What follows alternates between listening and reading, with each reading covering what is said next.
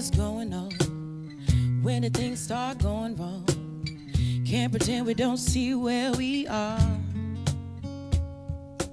You told me things were gonna change, but you just wanna get your way. Don't you know you're breaking my heart? Tell me what happened to this world. We just don't know anymore. Tell me what happened to this world. We just don't love anymore. Yeah, time to check in with my ego. I'm just trying to live and let it go. But that's easier said than done. I tell you now. Baby, put your phone down. Won't you look me in my eyes now? It's been a while since I've seen you smile. Tell me what happened to this world. We just don't know anymore. Tell me what happened to this world. We just don't love anymore. My mama told me don't throw hate around, because there's room for us all in this world. We got each other, my sisters and brothers. So take your love and spread it all around. Hey, my mama told me don't throw hate around, because there's room for us all in this world. We got each other, my sisters and brothers.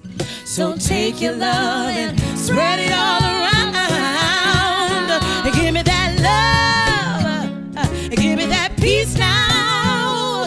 Give me that trust, give me that love, child. Show me that hope, yeah. Show me that joy now.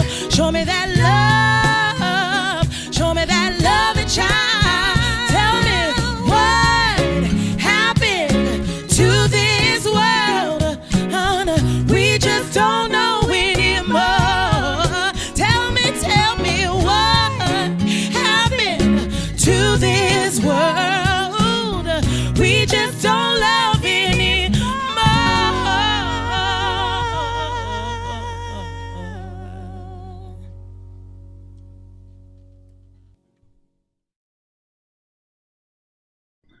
There is a man who loves to read the Sunday newspaper, cover to cover.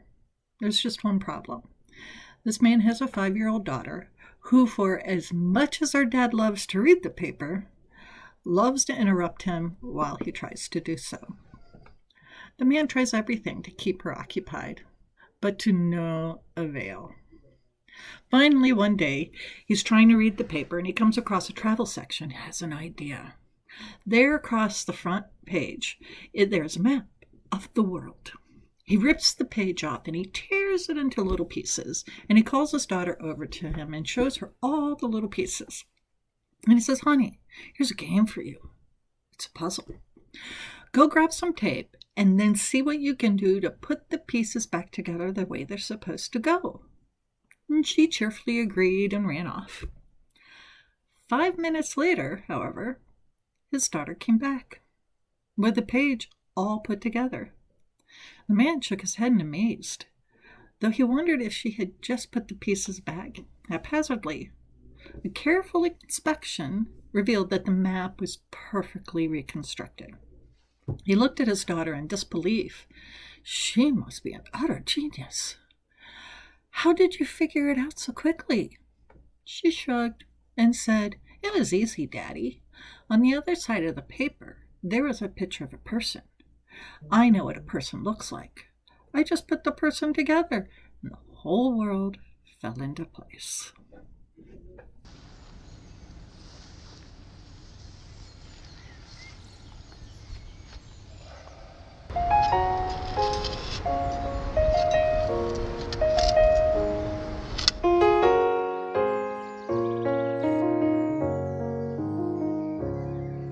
I spent a long time running, I never knew then what I know now. That the fruits, they always come in, but you can't go around just knocking them down. It takes a long time to show in. We plant the seeds then, and we look at them now. But the roots are always growing, no matter if I'm there or never around.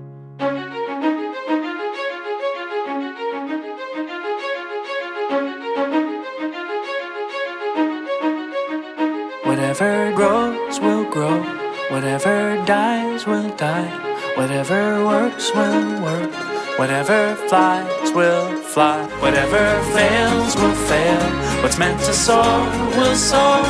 I am planting seeds, nothing It's like more. your whole life you've been training for this moment, and when the time comes you just disown it, meaning you just surrender, don't control it. Not interested in the clay pots and molding, or sitting next to the path trying to unfold it, or waiting for the fruits to fall down toward you. Let it go and now you're flowing, feeling quite gorgeous, so you take steps away instead of towards it. What a rush, feeling freedom with nothing to hold. We've been taught that what you touch will always turn to gold, and now we're learning when we let it go it overflows, with no credit to take, cause no credit is home. A higher power working deeper where the seeds are sowed, and when the seeds are true, then they're seeds of gold. But the real gold is joy when life starts to flow, and when it does, you just smile cause now you know. I spent a long time running, I never knew then what I know now. That the fruits, they always come in, but you can't go around just knocking them down. It takes a long time to show in. We plant the seeds then, and we look at them now. But the roots are always growing, no matter if I'm there or never around.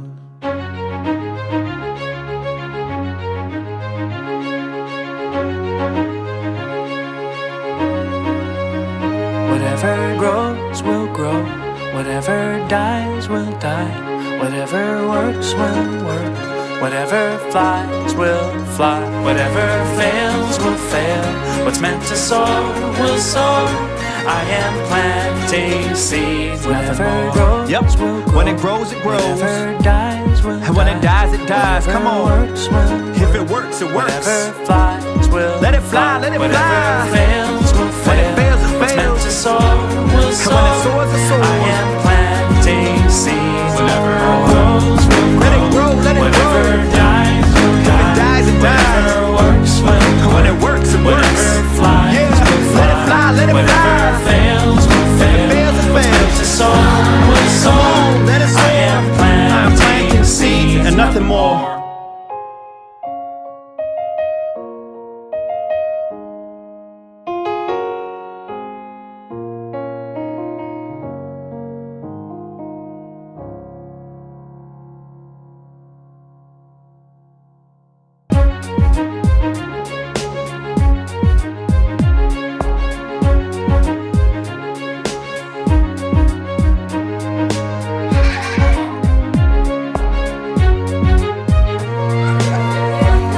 Whatever grows will Let it grow, let it whatever grow. dies will If it dies, it whatever dies. works will And when it works, it works. whatever flies Yeah. will Let it fly, let it whatever fly. fails will If it fail. fails, it What's meant fails. to soar will Come soar. on, let it soar. I am I'm planting planting seeds and nothing more.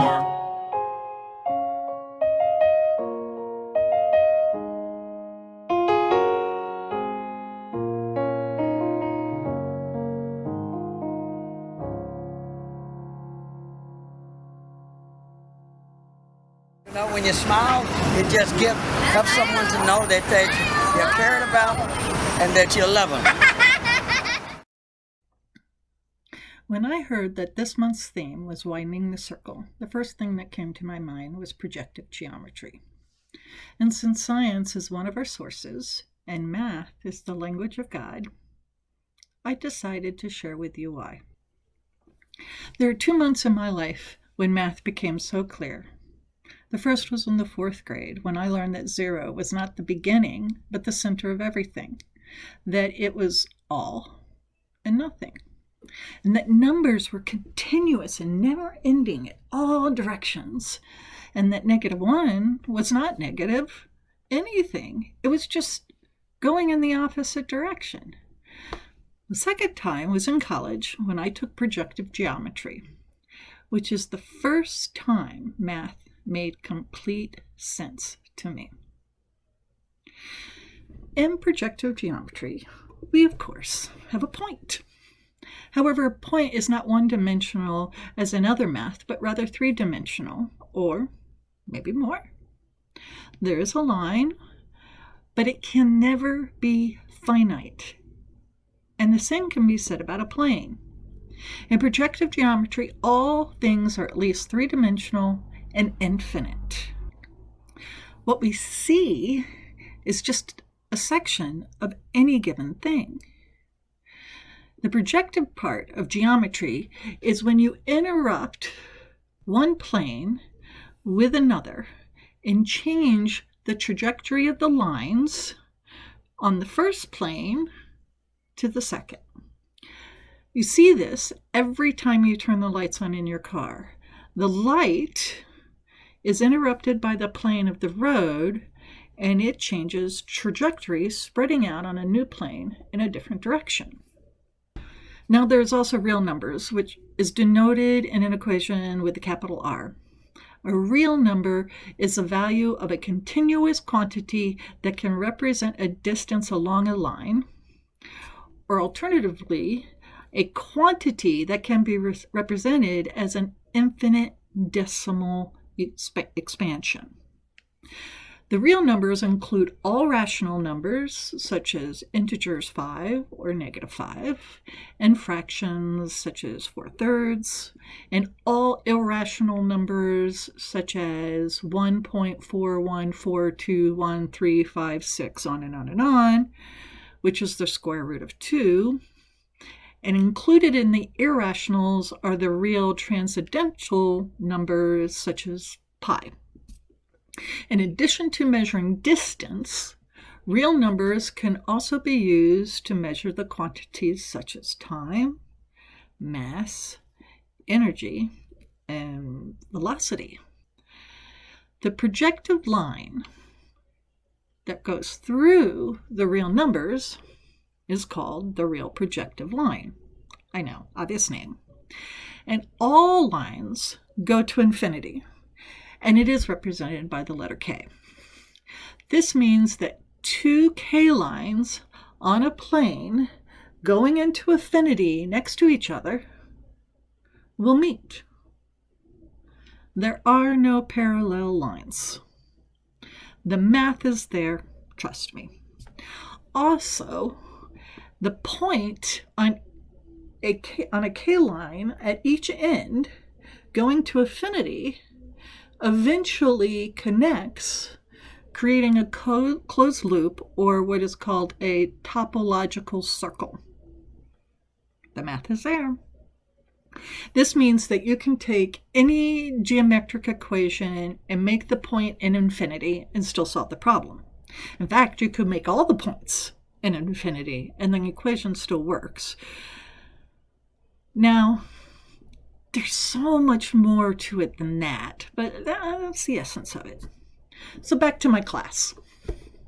When we learned that real projective lines go to infinity and eventually meet itself, I asked if it meant all the lines were curved, which led to other formulas and more teaching, and in essence, yes, the theory is that all lines are curved.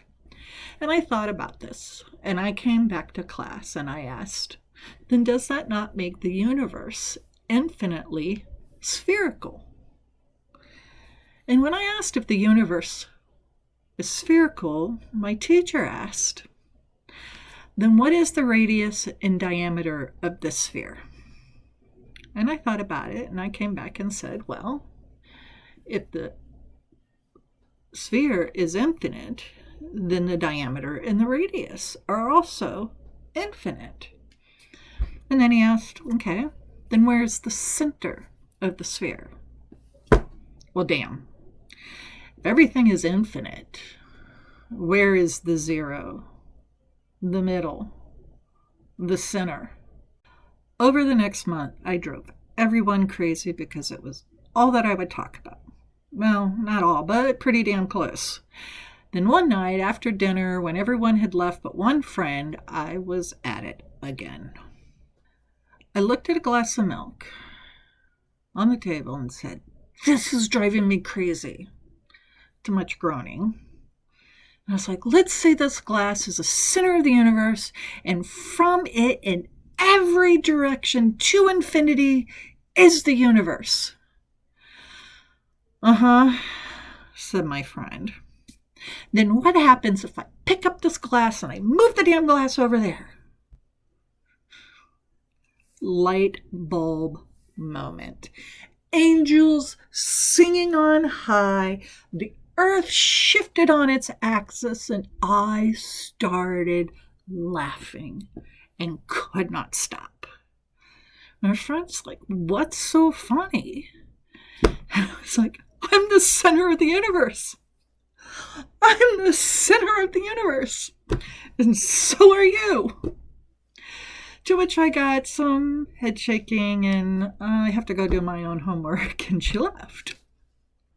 So at the next class, I'm explaining my revelation, and I am the center, and the universe radiates from me in every direction to infinity.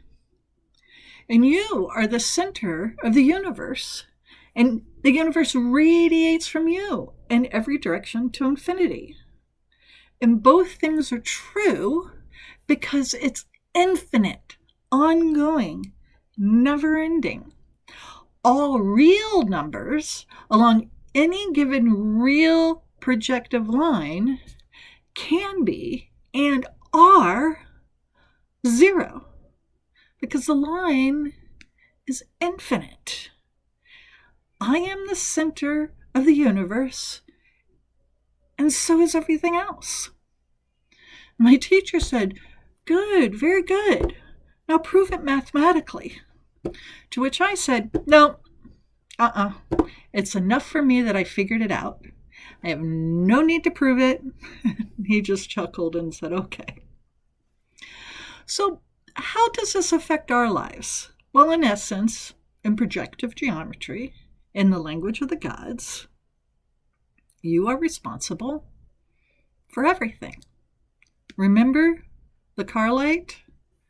The road is responsible for changing the trajectory of the light. Everything you come into contact with, you change the trajectory, which in turn changes the trajectory of every single other thing in the universe. Our lives are but a minuscule section of that infinite line. We do not have the capacity to see all the changes we are making, but we are making them. The question is, how do you know what effects you're having on the universe? And what new trajectory do you move things? Look how Hitler changed the trajectory of our planet. Look how Jesus Christ changed it. Look at all the things that have happened in the past 13 years and how it has changed the trajectory of our lives. Obama, Trump, marriage rights, the impact of COVID in the US. And I could go on and on. You have the power to create the universe. You are the center of it all. What is it you want to make with your actions? In Call to Worship on Facebook, which I will also place at the end of this service, I gave examples of how we need to accept new ideas, other ideas, even ones we think are far-fetched and woo-woo. It is possible that ancient societies had technology that we are now just starting to reinvent. I mentioned that in order to widen our circle, to be more open-minded, we need to recognize the improbable. We need to be willing to admit we are wrong, to change our conclusions. If we don't, we will never change the world for the better. If we're unwilling to accept that this country is what it is because of slavery, we can never achieve equality. In this homily, I talk about how everything you do changes every single other thing in the universe. Everything. These two perspectives are points on infinite lines that meet and create a topological circle. The esoteric and the scientific are not two parallel lines. They're the same plane, the same line, the same point.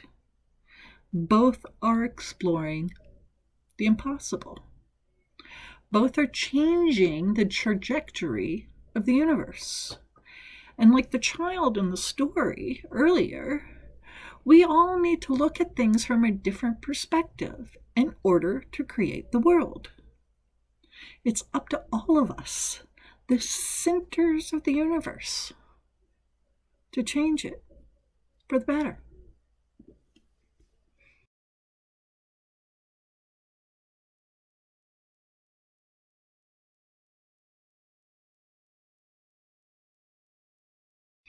Reverend Rod Richards said, "We'll be side by side with one another, with people yet to come, with partners we have yet to meet, creating ever-widening, perfectly imperfect, precisely imprecise, circles and ovals and oblong things of beauty as we practice sacred flexibility, welcoming love and healing pain and demanding justice and saving lives.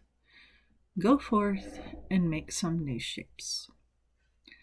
Please send in your free will donations and pledges to the address on the screen so that we can go forth and make new shapes, so that we can change the trajectory of the universe for the better. If you are watching for the first time, please simply enjoy the message. If you are here time and again, then please donate and support us.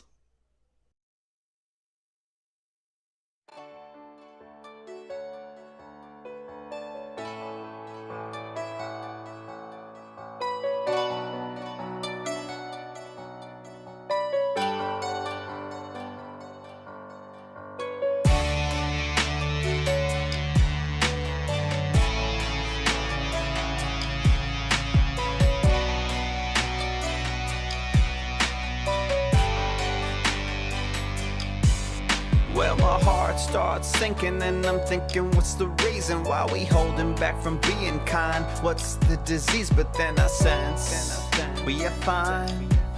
It'll all happen one small step at a time. When the world is full of violence and it needs a little kindness, I just sit and pray in silence, and God shows me the signs. Open my eyes, realize we are fine. One small act at a time. Last night I'm walking home and the homeless man says hello with a smile to let me know that he's got a lot of hope. He says, have faith, young man, we are fine. The world is kind. One small act at a time. Small acts we do together, even though maybe alone, changes the world for the better so we can call it home. And this is life as we know, when our hearts are aligned, the magic that unfolds, one small act at a time. Throw your hearts up, let it fly high, let your love for all the world spread through the sky. Let it drop down, let it all go, spreading kindness to every single living soul. Can you see your love from me shining through? Cause what you see in me, I can see in you. And soon enough, you and me will be out of time, and kindness will be all we can leave behind. Yeah, feeling grateful today. Never thought this day would come where I would feel it and say that each and every one of us has paved the way doing good, and now we're all just moving up. When I'm kinda you pay it forward. This is how we build trust. Never had faith, but now I'm seeing you eye to eye. Wanna gift you my life, wanna spread love before I die. Thank you, God, for finally letting me realize when I serve man, I'm really serving you in disguise. Smiles everywhere, cause now everybody's got the bug. Ain't no life without the love. If it is, it ain't no fun. What we gonna do now? Just grab a friend and give a hug. Spread it out real wide so everyone can be touched. Throw your hearts up, let it fly high. Let your love for all the world spread through the sky. Let it drop down, let it all go. Spreading kindness to every single living soul. Can you see your love for me shining through? Cause what you see in me, I can see in you. And soon enough, you and me will be out of time. And kindness will be all we can leave behind.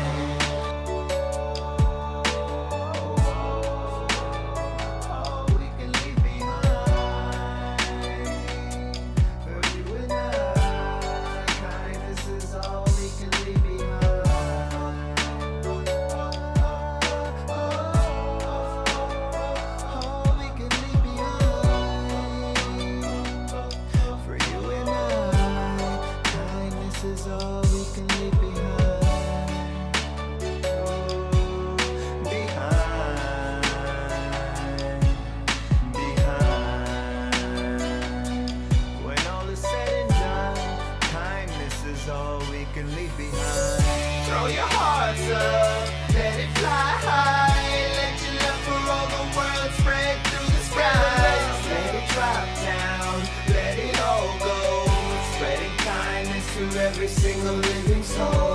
Can you see your love for me shining through? Cause what you see in me, I can see in you. And soon enough, you and me will be out of time. And kindness will be all we can leave behind.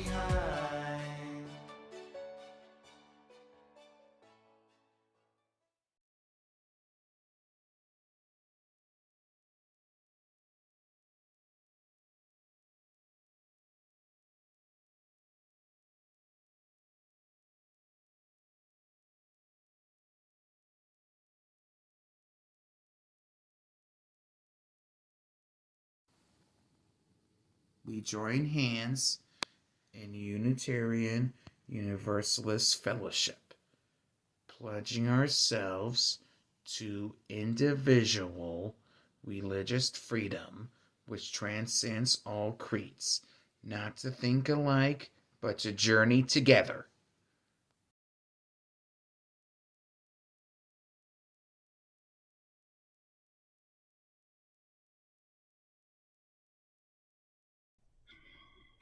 I have a guilty pleasure. Well, maybe not really guilty, because I'm not ashamed of this pleasure. I am completely fascinated with the fantastical and the possibility that it's true. Bigfoot, alien creation theory, who came to America first, the treasure of the Knights Templar, giants, fairies, dragons, anything archaeological. This fascination started when I was knee-high to a grasshopper from my parents. They too have a fascination with the fantastical.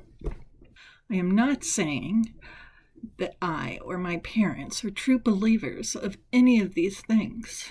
However, there are enough anomalies in the world to make one go, Lately, my fascination has turned to TV series on the topic. Many of them from the History Channel, for example, In Search of, American Unearthed, and I love Time Team from the UK. They're not always the best made shows, and sometimes I wish they would take the one topic in a show and give us a 3 to 5 docuseries like they do on Netflix. But what makes these shows so fascinating, so intriguing, is not whether they prove giants are real, but what they discover along the way.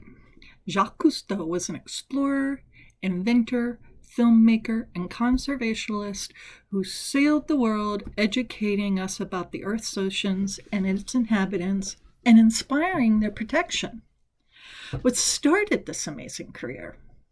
What started this amazing career? The hunt for the truth about Atlantis. Did he find it? Does it matter? I mean, look at all he did accomplish. So looking through the lens of what are they finding along the way makes these shows so interesting. Or maybe it's what I find out along the way. Another fascinating thing I noticed along the way is how many times these explorers run up against the government and or the scientific communities, especially when it's something that challenges the accepted norm. Or how truly blind the eye is that they turn away from the facts. Sometimes they seem to blatantly lie about the facts. Now, this is not something that would surprise anyone about a government, but one would not think so of a scientist. For example, I watched a series about these two brothers looking for proof of giants, or at least people that are 8 to 10 feet tall. In their research, they found over 1,500 records of giants being excavated throughout American history. Newspaper articles, private journals, and the like. Most of which were either sent to or taken by the Smithsonian, not the articles, the proof of these huge people. But when the Smithsonian was asked about these giants, they denied having anything or ever knowing anything about it. They're saying that all these 1,500 people from history are lying. Why not just say, yes, we did, and here they are, and here's the proof. They're not giants. On another show, In Search of Aliens, I know. However, in one episode, they go to Pumapunku, Peru. There are these amazing ruins there. The blocks are H-shaped, like capital H-shaped, and weigh tons. The terrace of these ruins, which, by the way, was built around 1500 BC or 350 BC, depending upon who you ask. Anyways, it's paved with these multiple enormous stone blocks, the largest of which is 26 feet long, 17 feet wide, and between 3 to 7 inches thick, and weighs 144 tons. These stones were also transported to the site from a quarry miles away. Lastly, the stones are so precisely and cleanly cut to fit one another that you cannot slip a razor blade between them. Today, the only tools we have to make such cuts is a diamond saw. Now, the scientific community says this structure was built with chisels, and they pulled these huge stones across the ground with ropes, and basically used primitive tools to build this structure. However, in 1966, a group of archaeologists with 1,200 young men tried to move one of these large slabs with rope, and were not able to do so. I'll post a link to the video below. Now, I am not saying that this was built by aliens, but I find it bizarre the Main Street archaeologist insists that it was primitively built. So why am I telling you about all this? Well, this month's theme is about widening the circle, which made me think about this and about projective geometry, which I'll talk about in the YouTube portion of this service. These scientists and governments, for whatever reason, will not widen their circle. They refuse time and again to accept what's in front of them. 1,200 young men could not pull a 100-ton rock up a hill with rope. They didn't want to say it was possible that these long ago people had technology that we were just recently reinventing. They don't want to be wrong. They will not and have not accepted that when you have eliminated all which is impossible, then whatever remains, however improbable, must be the truth. And if the government will call 1,500 records a lie, just over bones that may be of a large human, and scientists do not accept their hypothesis as wrong, or that even a different hypothesis may be a possibility, if our leaders will not widen their circle about something that does not change our lives in any way, why would they do so for the things that do?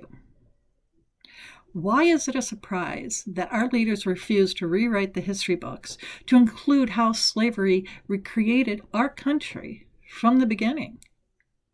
Why do they teach that America was sparsely populated when it was colonized, when in actuality there were more than 60 million people just in the United States?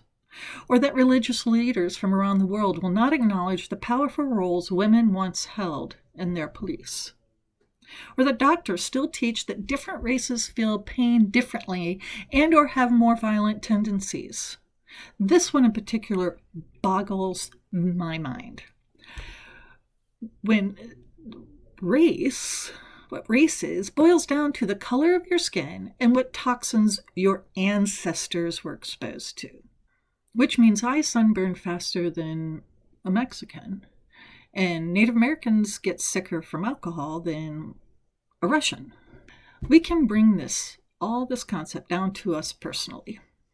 Why do we want to resist the fact that the privileges we have are refused to others or come at their expense?